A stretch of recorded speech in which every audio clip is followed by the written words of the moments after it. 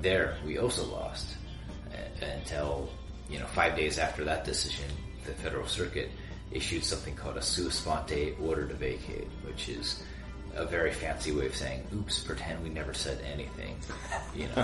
That decision never happened, and then they basically invited us to argue the case en banc before all federal judges, which is like pretty much unheard of. Like we didn't appeal. We didn't even have time to talk about the case. So in a matter of days, they reversed themselves. Yes. And then opened themselves up to the full 12-judge panel to hear your case. Correct. But in my research, I didn't even know that. I'm really glad that you told me that. Yeah, it's like it's like easier to get into the Supreme Court than to have a federal court do that on its own. I think, from what I understand, it happens in 1/100th of 1% of all cases ever. It's so obscure, most attorneys and judges never heard of this procedure. Do you know the background, like what made them reverse themselves and take this course? Well, it's kind of interesting in that when we lost our case, it was a short opinion, like 11 pages long, but it was accompanied by another 24 pages of something that read like a dissent, but it wasn't a dissent. It was the same judge wrote both papers, but she wrote something called additional views, and it was basically a 24-page argument against their opinion, talking about why the law was unconstitutional.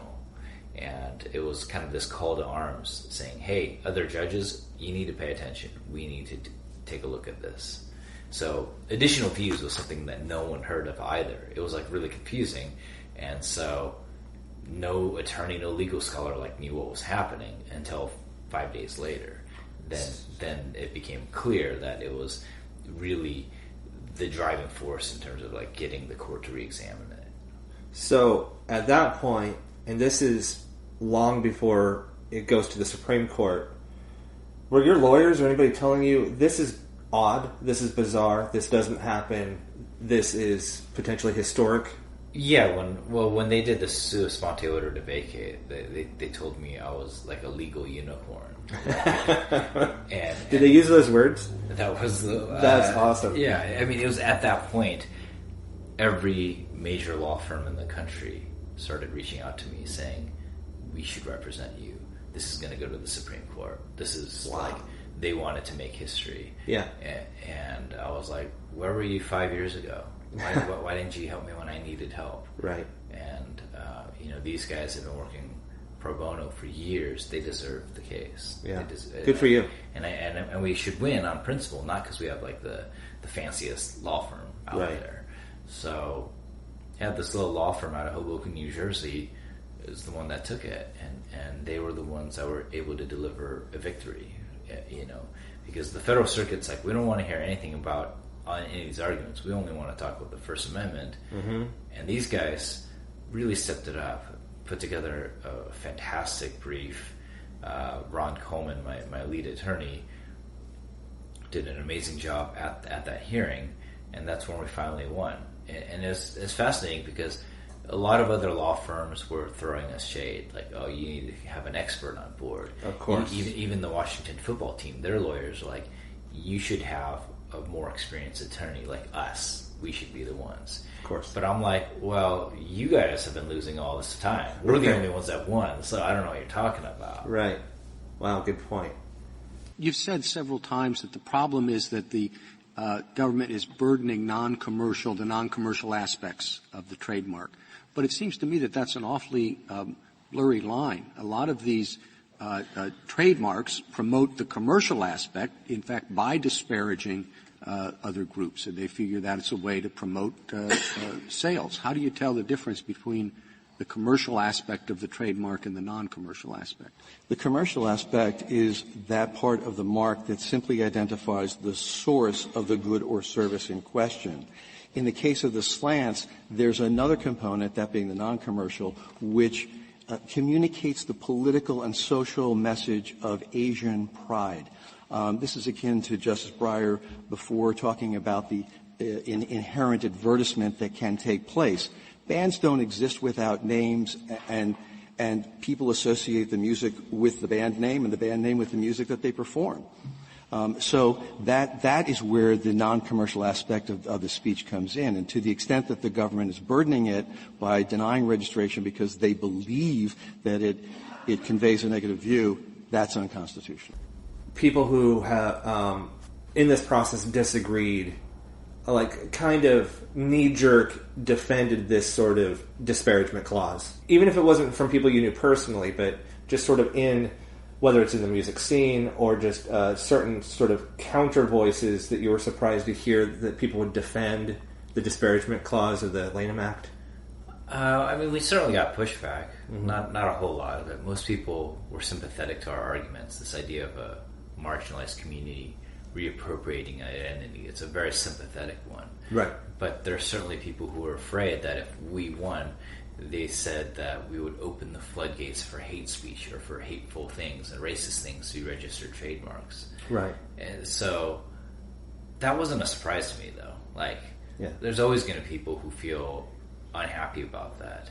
People who believe that the First Amendment is for everybody as long as they agree with them and as long as they say the things that they want heard. Yeah. You know. Yeah. It's natural. Like, if you think about our culture today, it's people prefer to shut others down, to block them, to unfriend them, to ban them, rather than to debate them. Exactly. To have their views articulated and say, okay, who actually has the best ideas here?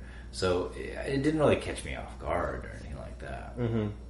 And just to be clear, the Lanham Act, the provision I'm talking about, the disparagement clause as it came to be known, this is a paraphrased, kind of truncated version, but basically provision prohibited the registration of trademarks that may, quote, disparage or bring into contempt or disrepute any persons, and then they had kind of subcategories of persons, living or dead.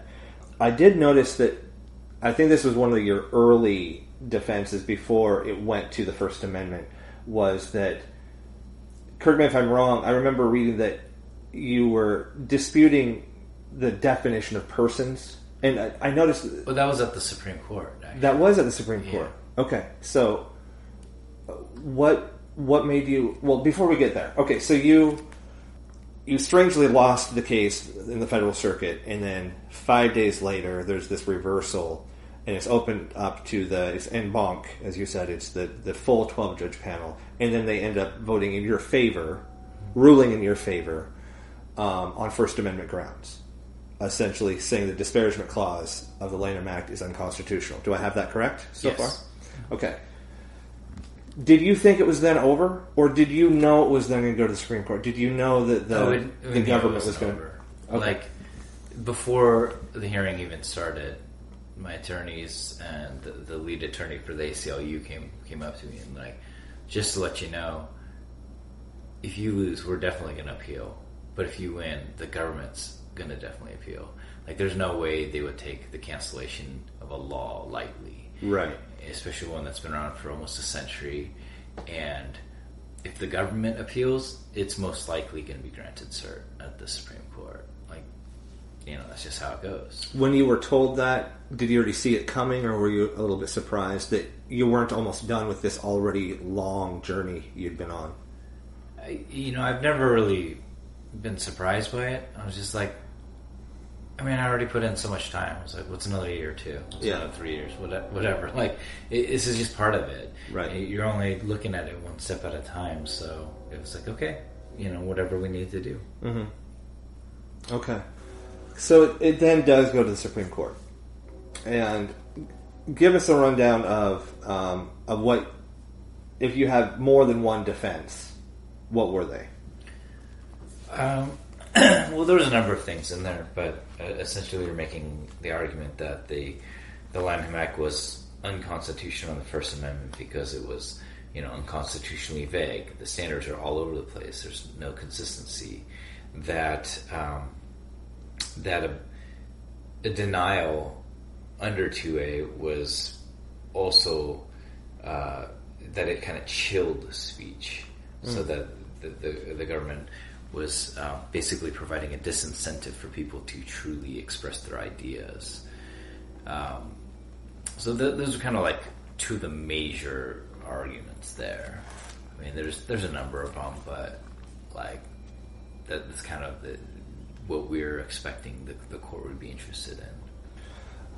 I understand that one of the arguments on the government's side of it was that there was this. I was hoping you could unpack this for me.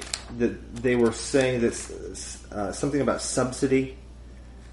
Do you know what I'm talking about? Yeah. So there's this idea that if the government provides a subsidy, or say if they're giving away money, like a grant program, that they have a right to define the particulars of the program and how that subsidy is given. Mm-hmm.